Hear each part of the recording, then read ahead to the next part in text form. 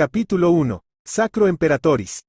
Por la ventana sin las estorbosas barreras que el sagrado emperador suele disponer entre la cordura y el inmaterium, se encontraba un mundo estratégico y tripartito. Sesiones del mundo parecían una sola fábrica con su emulsión perpetua y el símbolos del Mechinicus tan grandes como continentes se aclaraba en tramos, formando un cráneo humano y engranajes de una máquina visibles desde órbita.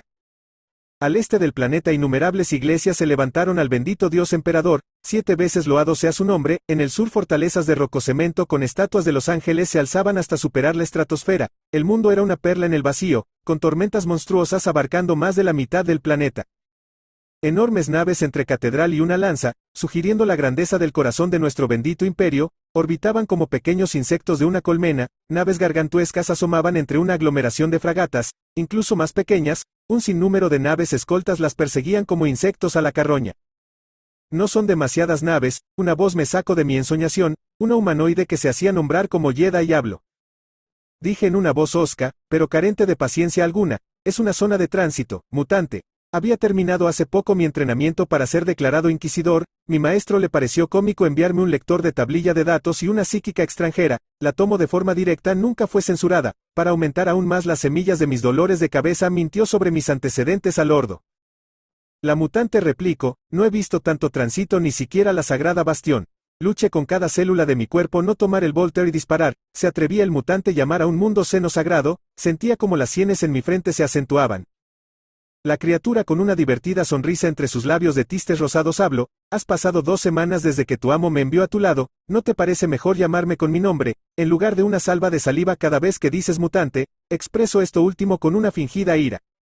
Mire a los que llamaría seno si no fuera visto yo mismo la evaluación de ADN, tenía tentáculos en lugar de cabello, una piel cercana al marrón y una actitud alegre, armadura blanca casi plástica, alejado de la confiable armadura caparazón del Astra Militarum, botas negras y un generoso busto, lo suficiente para hacer preguntas sobre dinámica de aquellos objetos cuando entraba en combate. Parecía relajada, pero no era ajeno a sus cambios sutiles. Una ligera película de sudor estaba en su frente, las manos agarraban sus posaderas en posición lista para atacar.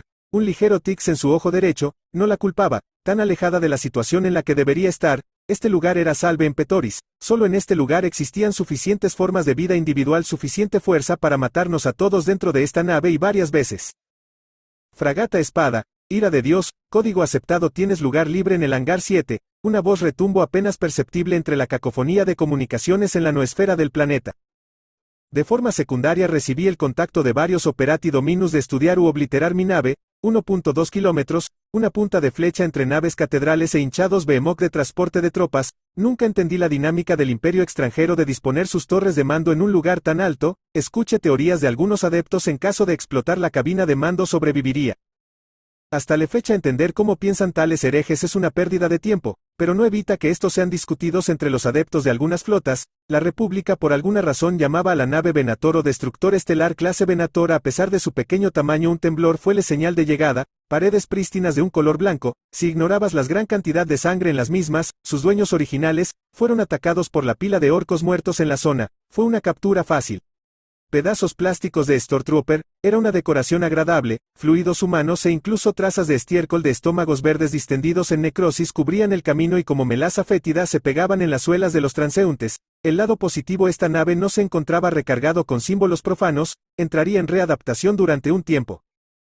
Con un característico clac clac clac mis botas resonaban con demasiada facilidad en estos pasillos y la desconcertante y extraña costumbre de carecer de espíritus máquinas de vigilancia de la República Imperial en sus laberínticos pasillos es algo que siempre me ha desconcertado. Nada en este profano artefacto seno parecía garantizar que era posible encontrarse en la siguiente esquina la nave. Pasillos interiores del destructor estelar clase Venator, milenio 41, era de la República 500 años después de la batalla de Yavin. Capítulo 2, Arte gótico. Entre la infinidad de pasarelas, decorado con oro, ferrocementos y cobre de la estación, se disponían estatuas de los ángeles, voluminosos a cada lado del camino, algunos con espadas sierras, otros con armas, tan pulcramente esculpidas que eran indistinguibles de reales, claro si ignoramos el color de gris constante del ferrocemento.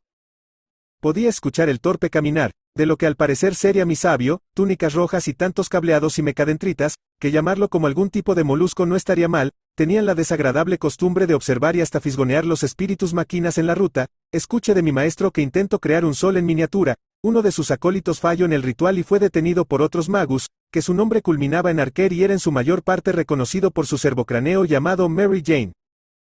Opto contaba con suficiente cableado y mecadendritas para ocupar cada orificio de un tanque Lehman Ross, pero le gustaba de manera usual disponerlas en grupos de 4 extensiones principales y usarlos para caminar. De forma adicional, su rostro era casi una sola placa de color plata de un material desconocido y conservaba la boca, para desgracia de todos, escondido detrás de un voluminoso respirador, siempre acompañado por una nube de servocraneos que hacían el papel de ojos y una principal conectado por cableado a algún lugar desconocido de su espalda. Le expresé al Mechanicus del grupo, Opto, ¿por qué no le dejas cargar tu equipaje a uno de los servidores de la estación? No respondió y tampoco me molesta en seguir con la pregunta. Habían suficientes acólitos en nuestro camino para aplicar un ritual de restauración a una aguja de una colmena e incluso yo, no puedo imaginar qué tecnología se nos resguardaba esta vez. En una ocasión le encontré haciendo un ritual de exorcismo a una tostadora de la República, no pregunte, por alguna extraña razón parecía muy energético durante el día siguiente. Ahora tenemos una réplica imperial construida por él, nadie se ha atrevido a tocarlo, por alguna razón desconocida siempre mantendrá algún servocráneo apuntado al objeto siempre que entra a la habitación. Antes de pasar al siguiente ascensor, gesticule el movimiento de mi falange derecha, el eversor entró de inmediato en la habitación, un hombre de poca habla, de forma general amable, hoy estaba vestido con traje de un Tempestes, tomado de algún lugar, pero no había Tempestes en nuestro viaje de regreso, el olor químico de forma eterna lo perseguía, casi totalmente olvidable, de alguna forma se las arregló para tener un rastro distintivo, un rostro que demostraba un poco de vejez prematura, ojos de azul opaco. En un rostro no diferentes a los simples integrantes de un humilde constructor o ayudante de un puerto estelar de unos 30 años. La cabeza del servidor nos esperaba en el interior del ascensor a la espera del código y los rituales correspondiente. El ascensor era amplio, lo suficiente para disponer 4 Beneblade uno al lado del otro, pero según los planos descargados por Opto, no es más que un ascensor de servicio. Los 5 abordamos el ascensor. Un conjunto de vidrieras no dejaba ver retazos de los diferentes niveles en el camino, en algunos equipos de soldados patrullaban, con servidores de combate, siendo espíritus máquinas creadas a partir de algún pandillero o desafortunado ciudadano imperial en manos del Mechanicus, el cual su cerebro es lobotomizado y se convierte en una creación unida al metal por la gloria de la humanidad. Los niveles continuaron, entramos, observamos diferentes naves orbitales de descarga adentrarse más allá de la vista hacia el planeta, pequeños a la distancia, pero según recordaba los más pequeños de aquellos modelos presentaba 500 metros de largo, en otros pisos adeptos Mechanicus, con rostros pálidos y más metal que hombres, utilizando un relicario y santo incienso nublaban las habitaciones a su paso, en sacros rituales para bendecir la superestructura, equipos de servidores en 4 patas los acompañaban, los cuales reemplazaron sus extremidades por ganchos y sus ojos por diferentes viales y artefactos que asemejaban al latón. Donde deberían colgar sus partes nobles extensiones de cableados que chisporroteaban azules por la electricidad se esparcían por el suelo, rectando como algún tipo de criatura senos y cantando de forma eterna alabanzas al dios máquina. Después de un periodo de tiempo desconocido, lo suficiente para que el eversor Darien y la Jedi Krina entraran una plática en bucle sobre cuál de las raciones podría matarnos y el sabor de las raciones del Astra Militarum, llegamos a nuestro destino, la ración ganadora en el proceso de un pensamiento ajeno a mi atención durante el traspaso, el almidón de cadáver, nunca supe en qué categoría y menos me moleste en preguntar.